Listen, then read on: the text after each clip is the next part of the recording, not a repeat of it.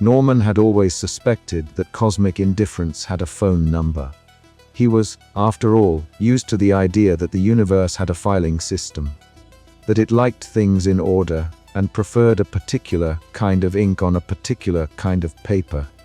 The Department of Catastrophes, with its 11 fluorescent easels of grey cubicles and a kettle that stewed on a single, mournful boil, was a concrete manifestation of that suspicion. On the morning the phone system began to sound like an elaborate trap, Norman discovered, with a small, private dread, that the department's hold music had been upgraded, not improved, upgraded. It had been remixed into something that was almost a hymn and almost muzak, and entirely designed to convince a caller that time did not exist in any useful way. He found himself at his desk, spectacles on the very edge of his nose, the tiny stapler in his hand like a child's talisman. The kettle reached the same undecided wheeze it always reached. Clara's biscuits steamed in a jar under the glow of an emergency lamp someone had labeled "Do Not Touch." Norman. Tom Chalk's voice arrived at precisely the moment Norman wished it had not, which is to say it arrived in a manner both comic and perfectly timed. "You're not actually dialing directorate, are you?" Norman jabbed at the handset as though it were a stubborn page in a ledger. The line on his desk screen read, "Divine Customer Service, Sodrach Zur." The hold icon blinked like a slow, indifferent heartbeat.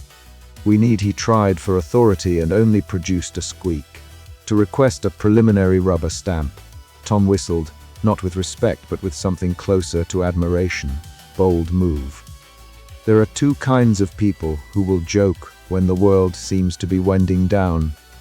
The ones who use humor as a shield and the ones who use it to gauge the situation. Tom applied it like a protractor. Norman, who had been born and raised on forms and punctuality, had been trying to use it like a safety harness. Before the sandwich episode that had already begun to wobble continents, Norman had believed in the sanctity of steps.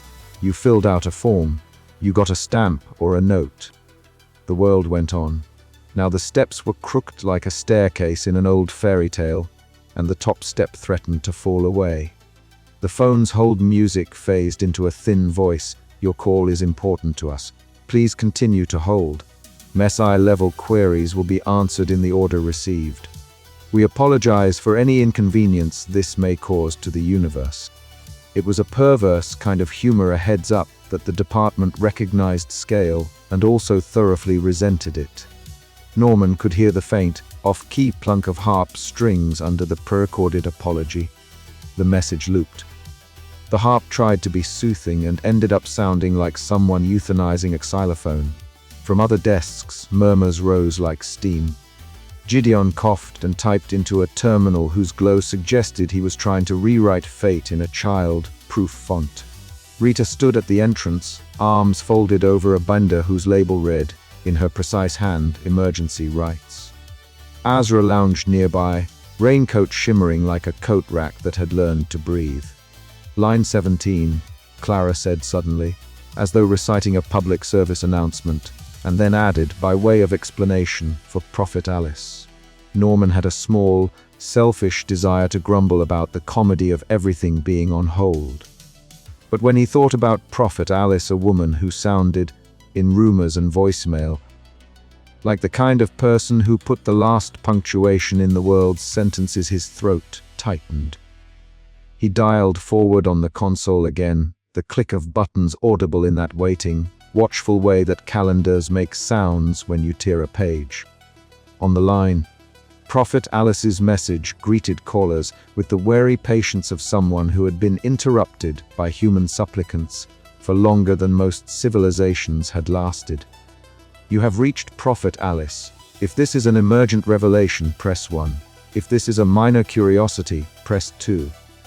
If this is the end of the world, press 3.5 and leave a message after the tone. Your patience is a service to us all." The canned voice tacked on a brief and cheerless confabulation. Average wait time, 27 millennia. "We appreciate your devotion."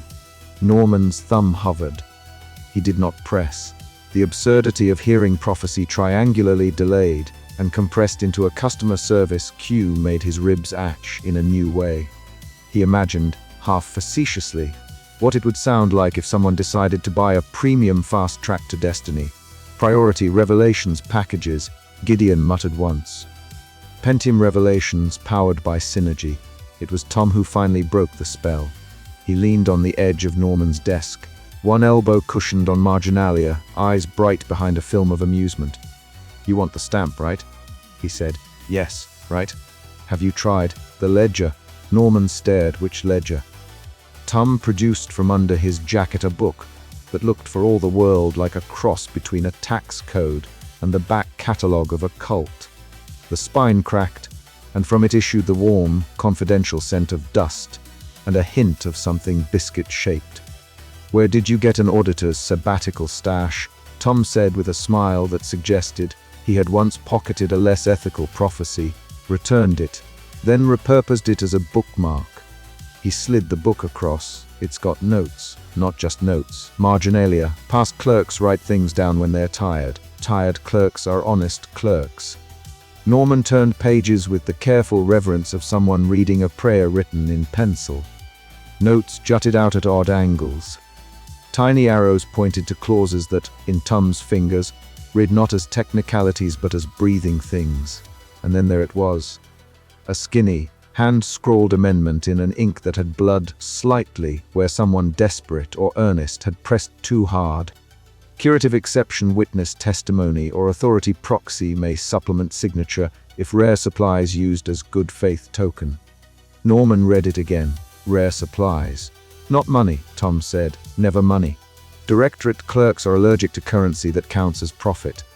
But they are soft if you can call a stamp head soft in certain domestic places." A golden paperclip once settled a dispute between two subcommittees. An ancient stapler calmed an interdepartmental strike. Legendary office supplies are, inexplicably, moral capital around there. The room seemed to tilt toward a new possibility, as if the ledger were a compass. Norman's brain, whose default setting was procedures and columned logic, tried to make a neat row of this aberration. Bribery by stationery, it was absurd. It was a lever. Ajra, who had been pretending to clean imaginary windows with a finger on the break room gloss, made a sound like a chime and tossed Norman a paperclip that refracted the light into confetti. Not that kind of rare, dear mortal. That belonged to the vending machine. But Ajra's voice was the sound of someone who knew the value of metaphors and collected paperclips, as if they were small memories. A place in the archives where relics accumulate. Old ceremonies leave things behind. We could look. Arya, watching from her domain of red pens and policy memos, said nothing at first, her jaw set. She looked at Tom, then Norman, then the ledger as though it were an animal she had to name, and then put down. "A directorate clerk being influenced by trinkets," she said finally, and the words came out like a diagnostic. "That is not how the directorate is supposed to behave." Tom shrugged in that peculiarly theatrical way he had when he wanted to be taken seriously, but didn't want to wear seriousness like a tie. "It's how things behave. People are people, even if their job title is impartial stamp." Rita, who had been listening while pretending to arrange grievances by color-coded tabs, peered over her binder. "If this is true," she said very carefully, as if she were handling something alive, "there's a negotiation here. We do not bribe. We negotiate." But a token of acknowledgement, a ceremonial offering, could be framed as a gesture of good faith. It would be clean and transparent and could be logged. Norman thought of the tiny stapler in his pocket, the one he carried for comfort. He thought of how absurdly attached he was to it, as if it were part of his hand. The stapler was not rare. It was practical and small and affordable and utterly useless as diplomatic capital. Yet the idea that some object familiar and domestic could have doctrine-altering influence felt like a kind of childish salvation. Meanwhile, the hold music had evolved into something darker, not quite a dirge, not quite a jingle, but a loop that suggested the universe was taking tea and thinking about its grief. Norman put the handset to his ear again and, this time, found a human on the other end. Divine customer service, how may we direct your destiny today? Said a voice which, after years of cosmic indifference, now sounded like someone who had taken a night course in politeness. We require, Norman began. The line clicked. A rustle, the sound of someone riffling procedures. Please hold while I consult the nearest rotor. He held. He listened to the harp, trying valiantly not to be a harp. He heard office sounds in the background, a stamp like a heartbeat, a chuckle like paper being folded, a cough which might have been an old clerk clearing the weight of an entire policy from his throat. At his elbow, Tom was rhyming legalese to absurdity. Remember, Norm, he said softly, language is a living thing. We don't have to kill it with terminology. We might coax it. Corrupting language was, in certain limited circles, considered slightly spicy. Norman exhaled. Back on the line, the human voice returned. We can issue a preliminary rubber stamp on extraordinary grounds, but it will require corroborating testimony, a notarized witness, and an indication of bona fide intent. Additionally, all preliminary stamps must be countersigned by a directorate observer. Please supply evidence of good faith. Norman's hand tightened on the stapler as if he were gripping a god. What constitutes evidence of good faith? He asked. We're trying to reverse an erroneously activated Armageddon protocol. We need to begin revocation measures. Silence. Machine silence, like a brain in pause. Then, please be advised, the voice said, in a tone that had the thinness of someone reciting a safety instruction, that the directorate does not accept monetary inducements. However, in historical contexts where material tokens have demonstrated ritual efficacy, rare office paraphernalia may be considered under Clause 12b. It was as if the handset had turned into a key to a secret door and then, with typical officialism, labeled itself. Norman felt his face flush with a mixture of shame and suffused hope. He hung up, as though dropping a stone through a pond and wanting to watch the ripples. Around him the office continued. Hall walked past, reciting, in a poetically bored way, some lines of a poem. We stand at the front desk of endings and ask for a stamp. Norman had in his hand now something like a plan, not a complete plan, not by any heroic standards, but a plan that breathed. He would retrieve the ledger, he would consult the archive, they would locate a suitable historical token, and they would request a preliminary rubber stamp again, this time with proof of intent and ritual. They would attest to the messy human things, the midwife, the teacher, the last-minute mercy. They would show the directorate that the world contained small, stubborn kindnesses, and that those kindnesses mattered. But there was a problem. Bureaucracies do not like to be surprised. When surprised, they tend to tighten like a fist. And now that their activities had left traces in the log files and in the ledger's margins, some part of the directorate somewhere black and severe had probably registered. Tom's hand-annotated page had been private. If it had ever been seen, it would read like a confession. The ledger had traces of dissent. A clerk was making a report. Norman could feel it like static in his teeth. He imagined, with a hollow deflation, Auditor Primus, a tall, blurred figure who thought in statutes and stamped in silence. If Primus woke to the scent of an attempted deviation, he would come like a storm wrapped in paper. Rita, seeing the change in Norman's posture, closed her binder and put it under her arm like armor. If the directorate is notified, she said, we need to be ready to show cause. We need evidence. We need witnesses. We need a script that is human and not merely technical. And we need an object, Tom added, something with provenance. Ajra clapped once, an unnecessary but delightful sound. I can acquire, not procure, acquire. There is a place where the remnants of ceremonial office supplies drift. You will feel faintly sentimental standing among them. Gideon, who had been listening with the intensity of someone who heard an algorithm name its most intimate fear, raised his head, eyes like small screens. If that place exists, he said, it will be a matter of access logs and privileges. The archive does not like ghosts.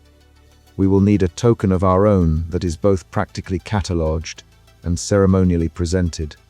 It was a cascade of prerequisites: the token, the testimony, the countersigner, the witness, the notarization. Norman's mind, true to form, wanted to lace them all in columns and ticks. Instead, he found himself writing a marginalia plan on a sticky note, the kind he used for shopping lists and sonnets. And then came something that made his chest ache in an inconvenient, private way. Clara slipped a biscuit across the desk toward him. It was warm and buttered and ridiculous for courage, she said. And calories? He smiled, and the stapler in his hand felt suddenly like a small, beloved fact. There was, of course, a romance to the notion of small acts changing large things. It was half what novels were for and half what soap operas promised at commercial breaks. But the truth was closer to an accidental symmetry. Norman wanted to save the world because he wanted the next small, ridiculous thing: a walk past a hiccuping fountain. A biscuit shared with someone who laughed at the hold music to exist. It was both noble and petty in splendid combination. By the time the sun outside the atrium curtains made the office windows squint, Norman and Tom and Rita had a roster. Azra would take a reconnaissance through the dim corridors of ceremonial forgetfulness. Gideon would attempt to trace access points in the archives.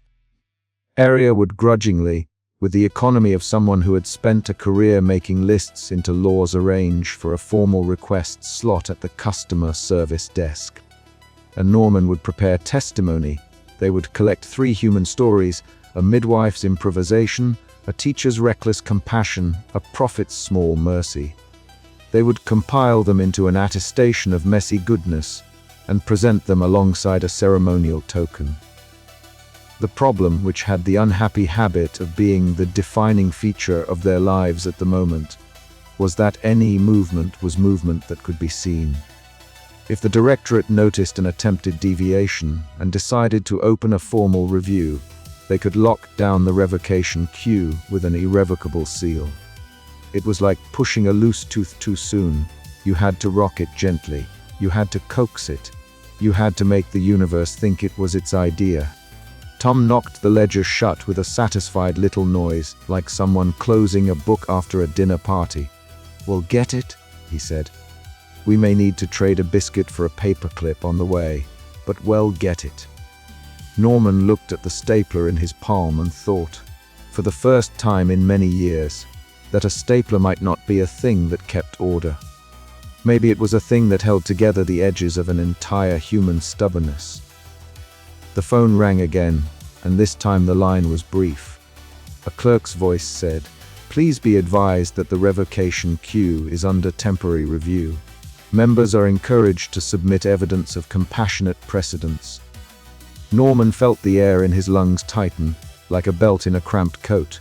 The department's body had shifted. The words "temporary review" were an elegant euphemism for "we may lock this forever if you do anything suspicious." He looked at Aria. Her red pen rested against a memo like a tiny sword. She met his gaze, and in her face he saw something that had been increasingly present in the last weeks. The locks on her professional composure had begun to show the rust of personal regret. She nodded once, a motion like the closing of a file and the opening of a small, secret door. "We go carefully," she said. "We gather evidence.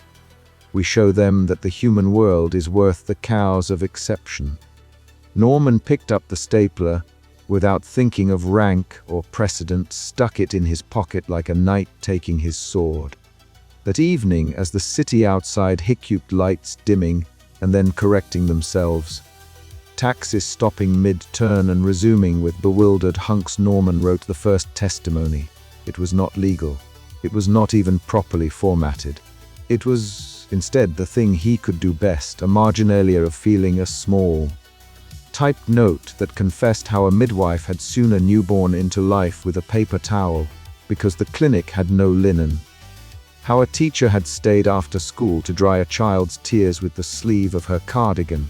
How a prophet had, in the middle of an otherwise automated reveal, timorously told a mother not to worry and then been placed on hold by the machines. He signed it with his full name, the precise columns of his job title, and then, with an impulsiveness that felt like prayer, with the name of the person he liked most in the office and who might, if the world kept its shape, one day like him back. He sealed the envelope. He placed the tiny stapler atop it, not as a bribe but as an emblem. He had, at last, made a piece of evidence that looked like him. There was, as all good stories know, an immediate and terrifying consequence. The log on Gideon's terminal pinged. An automated alert suggested that an irregular attempt to file compassionate testimony had occurred. Somewhere, in the sublimely cup and saucered offices of the directorate, an eyebrow was raised. The department's internal chorus of hold music swelled, as if to say, you may proceed to the next stage, provided you are prepared for the bells that follow. And as the kettle finally boiled a small, stubborn sound of continuing life, Norman realized the next step would be to go to Union Square. He did not know whether Union Square meant a rally or a trap. He only knew that it was where Rita would be happiest, and where, perhaps, the human things they needed to prove mattered could be brought together in one audible, undeniable voice. Beneath the hold music, the office hummed. The world hiccuped politely, as if saving its breath for the thing that might, finally, be worth saying. The handset lit like a candle. Norman put it down and carefully folded the sticky note into his ledger. He walked to the break room to practice the start of a sentence he could not yet finish. "Ladies and gentlemen," he planned to say, "we request a preliminary stamp because we believe that mistakes are the only way humans make meaning." He did not know if the directorate would find that persuasive. He only knew that if they were going to fail, they would fail with biscuits, a hand-annotated ledger, and an odd little stapler held like a small, fragile argument. When he left the break room, someone had left a new memo on the communal board. It read, in careful, legislative handwriting, "The department recognizes the importance of humanistic precedents. Please hold for procedure." Norman looked at it, and then at his stapler. He smiled, which in the scale of things might have been a preposterous act of rebellion. The smile lasted until the kettle clicked off. And then, somewhere deep within the directorate's marble heart, a clerk leaned back in their chair. Their face was a blur, like a stamp smudged in haste. They opened a drawer and touched something cold and metallic. On Norman's desk, in a ribbon of fluorescent light, the tiny stapler left an ink scuff on the envelope. He breathed. The world, small and magnificent, hiccuped on. The sit-in began, as many historically significant disruptions do, at exactly the wrong moment. It began while the kettle in the staff room had finally reached something like a polite simmer, while Norman P. Ledger had his spectacles pushed up in concentration, and the Department of Catastrophes hummed its usual office hymn, a copier intermittently coughing out immediate memos, a distant corridor fan grinding as if it, too, resented bureaucracy. Rita K. Finch arrived with a presence that suggested an organizer who had once made a battalion of small miracles by convincing unwilling people to stand up for something they had not known they were entitled to. She walked through the atrium holding a binder the size of a small ship and wearing a bright scarf that seemed to be sewn from lists. People noticed her the way paper notices rustle when a door opens. It was the sort of arrival that rearranged desks psychologically. Even the potted philodendrons seemed to lean attentive. Norman had been at his desk when she walked in. He saw her first as a motion on peripheral vision, someone tall enough to cast a useful shadow over his stack of marginalia. And something about the way she carried herself made him think, absurdly, of the stamps in the filing cabinets. Small circular things that had the power to change fate if misapplied. For reasons that had nothing to do with risk assessment and everything to do with the shape his heart took when people faced the institution. Norman stood and found his stapler in his hands like a talisman. "Morning, Norman," Rita said, as she passed. She did not ask permission because she had decided very early in life that people who wait for permission get stapled to policy. "Meeting in 10. Union room. Bring biscuits, bring witnesses, bring policy knowledge and your quiet voice. Sometimes that's louder than a megaphone. The meeting space Rita chose was a conference room with a name so grand it suggested a smaller planet, Union Square. It was ringed by tall windows that never quite opened, and it had a boardroom table so wide it required a small internal travel advisory. At one end someone had taped a faded poster that declared, with the fervor of a faded evangelist, "Know your rights," within a margin for error. By 9:30, the room had filled. Clara brought biscuits, as she always did, and the biscuits were obviously a matter of policy and moral equally.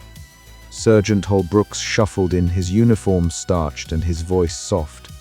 Tom Chalk drifted in with a smirk and a pocket-sized thesaurus in his hand, the smirk brightening the space like a tiny sun. Meh! Enoch, who usually kept his counsel and his mop to himself, appeared as though the mop had decided it finally had a purpose outside of waxing existential flaws. Aria Vost arrived last. She always arrived as if she had somewhere to be besides the present. Her blazer was immaculate. The bun on her head was the kind of bun that could be used as a dry run for seismic cables. Her lapel pin, a tiny calendar, glinted like a constable's medal. She carried a red pen, which clicked when she put it down on the table, and the sound sounded like attendance taken at the tribunal of the world. The sit-in was not a violent thing. There were no banners hacked from old memos, no theatrical stagecraft. There was only, rather, a long, exasperated middle finger raised by people who had been told for decades, politely and in triplicate, that they existed to administer endings with fairness and precision. They had been told that to have a civilization you needed schedules, and to have schedules you needed someone to sign. Writer's point spoken in the neutral but steely voice of someone very practiced at negotiation was simple. We can do our jobs, and we can do them right. That includes the right to request forms that undo catastrophe. To do our jobs, we need access. Aria listened. There was a part of her that had spent so long tending the skeletal engine of the department that she had grown protective of its bones. She had championed decrees and delayed small endings when sentiment demanded it. Her past life was not a secret, but it was filed in a place of emotional security that she was loath to open. Now Writer's argument opened it. The room smelled of biscuit crumbs and the faint, metallic tang of printer ink. Aria's red pen moved like a metronome between restraint and concession. "We are within our rights to petition," Rita said. "We are within our rights to assemble for bargaining. We are within our rights to pursue humane remedies. And we are within our rights to refuse to facilitate a system that will privatize the end of everything." There was applause. It was, by department standards, lawfully timed. The procedural deputies, people whose private joy was translating clause numbers into legal poetry, took turns standing. Clara recited a regulation about custodial access. Hull described a security protocol that allowed for nonviolent assembly. Gideon, who usually described syntax like it was a liturgy, presented a carefully annotated printout showing that restricted forms might be accessible under certain exceptional circumstances if a labor petition was filed.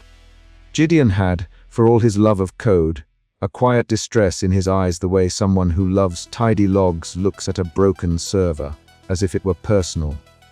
He explained the technicalities without flourish. If access tokens are withheld, the union has the right to demand a review meeting. That meeting can be convened within duty hours. It should not, however, be used to subvert protocol.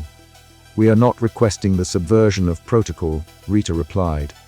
"We are requesting that the protocol live up to its intended purpose, to protect living things and their messy persistence." Tom made a joke about the messiness of persistence being a bureaucrat's worst nightmare. It lightened the moment, but it did not change the fact that someone in a mid-level office had already seen a chance to climb a ladder with the bootprints of catastrophe. News of the sit-in reached ears that liked sharpening pencils and banging gavel-shaped things more than they liked affection.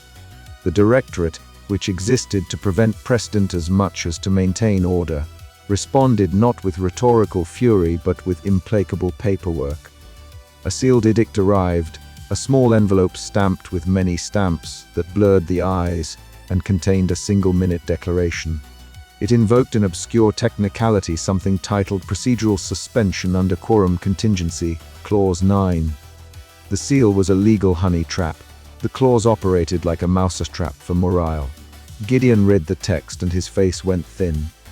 It says, he announced, that because the sit-in interrupts authorized access to operational systems, the Directorate may, under Clause 9, initiate a procedural suspension that freezes all changes to active protocols until a review of administrative continuity is complete.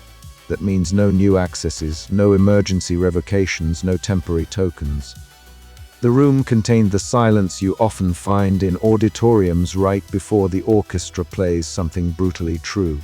Norman felt the weight of his stapler like an anchor. How long would that take? He asked, because asking how long felt like asking how much time the world had before a word became irrevocable. Gideon rubbed his eyes. In ordinary times, it could be hours. In audit times, it could be days. The auditors are thorough. And if the review recommends external oversight, then we are in danger of having the department's remit altered. The hidden danger was not only the freezing of paperwork, it was the potential privatization whispered about on pages with tasteful letterheads. Private contractors offering to manage endings with metrics and customer satisfaction indexes. Such a sale would turn mortal mess into a commodity, and the idea was the sort of economic abstraction that could kill tenderness by contract. Rita had organized her life against such an idea. Aria's red pen tapped the table. She could, by law and habit, order the dispersal of the sit-in. Security could enforce continuity. She could sign the forms that removed rights in the name of organizational stability. She could do what a manager is paid to do, keep the engine humming. But there was the janitor's face in her memory, the man she had delayed a catastrophe for once, years ago. Neither because it was written in a memo nor because it was policy, but because someone she loved had needed the time. It was a memory that had the smell of lemon cleaner and the taste of an apology. She spoke, and the sound of her voice was less like a manager and more like a person deciding to risk the scaffolding of their life on something less orderly. We will not be the kind of department that hides behind Clause 9 to avoid moral decisions. We will not cede the right to measure endings to entities that have no patience for the messy parts of people. Rita's eyes met hers, sharp and grateful. Then we must give them space. We must give them time to prepare a petition that meets both the letter and the spirit. For once, Norman felt something like courage uncoil. What if we frame it as a formal bargaining request? He ventured. It was an ordinary sentence, but the room cheered as if his stapler had flung a tricolored banner. We prepare the petition with witnesses, with human testimony. We file in a way that makes it impossible for the Directorate to say we are a mob. We are an organized body exercising a contractual right. Rita smiled in the way of a person who recognizes competence when she sees it. Tom whistled, pleased. Hull adjusted his notepad in a manner that suggested he would rather never have to use force against a biscuit. They set to work in the small ways people who have always negotiated do. They made lists, they assigned roles, and they began the translation of human stories into the dry, necessary language of policy. Norman gathered marginalia, not because he was trying to be clever, but because marginalia was his medium of expressing things that did not fit anywhere else. He collected a scrap of a nurse's note, a brief testimony from a schoolteacher in a hiccuping town, and a voicemail from Prophet Alice that was mostly static and a sentence that said, simply, we were interrupted. We deserve the chance to finish. He pasted them into the binder with care that felt like love. Everything felt fragile and brilliantly ordinary. Then the mid-level clerk, the ambitious one, appeared. He had the kind of confident stride that belongs to people unfamiliar with moral cost. He produced a second envelope. A formal complaint filed by an external auditor suggesting that any delay in process could be cited as a breach of administrative duty, and that the department might be obliged to involve third-party oversight. His smile was the kind that directly invoked the word promotion. The complaint had the effect of pouring cold coffee over the biscuits. If third-party oversight were recommended by the external auditors, the directorate would have both cause and comfortable report language to invoke privatization measures. The room's temperature dropped a degree. Rita adjusted. She was not naive. We will ask for a temporary suspension of any review pending the submission of our petition, she said. And if the directorate insists on invoking Clause 9, we will request that the review include labor representation. Aria looked at Norman. You will be our steward, she asked. You will keep the petition precise and humane. Norman was suddenly very aware of the ink on his fingers. I'll do it, he said. I mean, yes. Yes, I'll do it.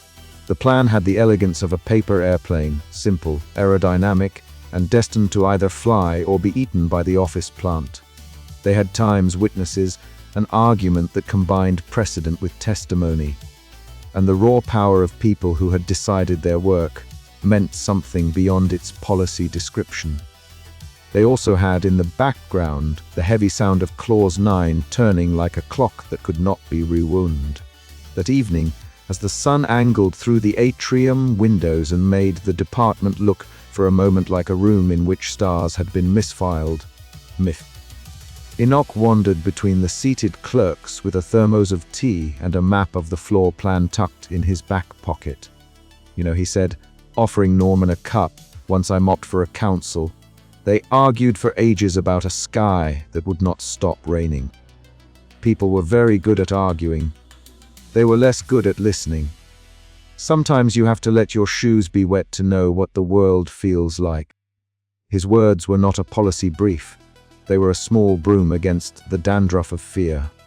At midnight, when the chanting had softened to a list of names, and the biscuits had been consumed down to the crumbs that make people sentimental, Gideon found something that made them all still. He had pulled logs, cross-reference time-stamped access requests, and discovered an anomaly during the activation of the Armageddon protocol. A mid-level authorization had been recorded with a call sign that suggested duplication. The logs were a small, embarrassing, and terribly important crack in the directorate's perfect ledger. If it could be proven that an earlier authorization had been improperly backdated, the directorate's moral authority might be shaken enough to prevent a rushed procedural review. It was, as Gideon put it, both terrible news and possibly the best news they had. We can use this, he whispered. Not to evade responsibility, but to show that the system is fallible in ways that the directorate has always assumed were theoretical. We will need to be careful. They were careful until they were not. Someone leaked the finding to the mid-level clerk, and by dawn the department had a new problem. A faction of officials whispered about legal recourse and the sanctity of uninterrupted protocol.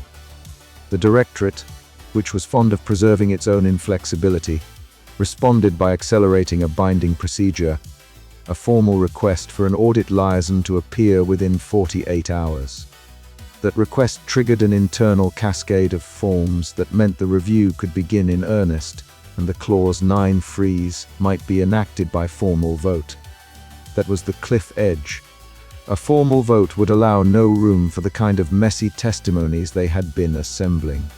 It would let golden contractors, if the audit recommended so, submit tender documents for the management of endings. Everyone present felt the shape of that future like a cold hand. Rita moved quickly. She stood and presented the petition to bargain, cleanly compiled with Norman's marginalia and the testimonies assembled that night. She filed it with the clerk, who would pass things along to the directorate. The petition, in an ordinary world, would have been enough to trigger dialogue. In a world with Clause 9 in circulation, it would be one more thing for the auditors to consider as evidence that the department's personnel were responsible actors. Aria, who had watched the room like a captain watches a storm, made a choice that stunned a few and warmed others. She walked to the atrium doors and, with the procedural gravitas of a woman who could have called security and taken the moral easy way out, she opened them.